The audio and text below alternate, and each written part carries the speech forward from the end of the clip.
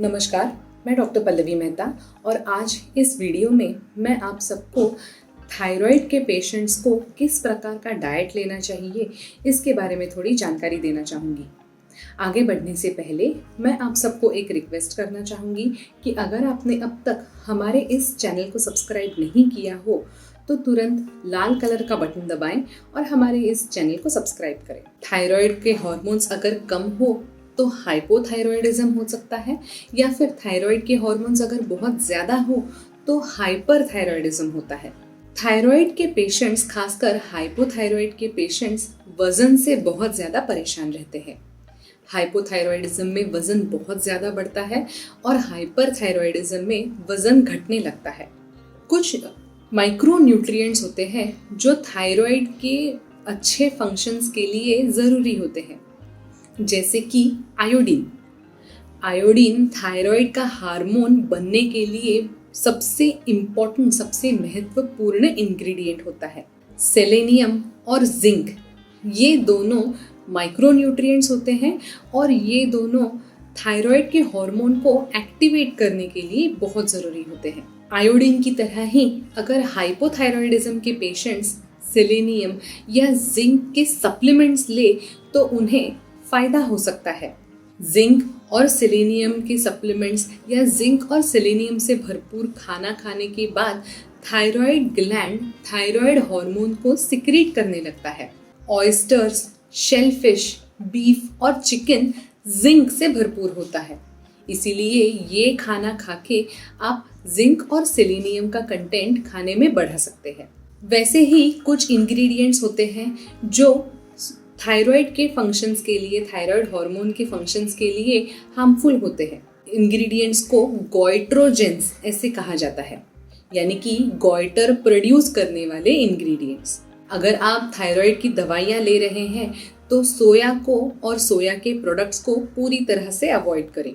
वैसे ही कुछ वेजिटेबल्स होते हैं, कुछ सब्जियां होती है जो गोइट्रोजेन आइडेंटिफाई की गई हैं। कैबेज यानी कि पत्ता गोभी, कॉलीफ्लावर यानी कि फूल गोभी, ब्रोकोली, स्पिनच, ये सारी गोइट्रोजेन सब्जियां होती हैं। इसीलिए अगर किसी को हाइपोथायरॉयडिज्म की शिकायत हो तो उन्हें ये सब्जियां अवॉइड करनी चाहिए।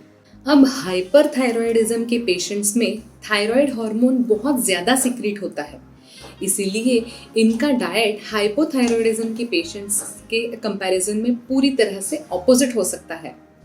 हाइपरथायरॉयडिज्म के पेशेंट्स को लो आयोडीन सॉल्ट रिकमेंड किया जाता है, क्योंकि इन लोगों में थायराइड हार्मोन ऑलरेडी इतना ज़्यादा प्रेजेंट है कि इनमें एक्स्ट्रा थायराइड हार्मोन बनाने के लिए कोई ज़रूरत नहीं होती।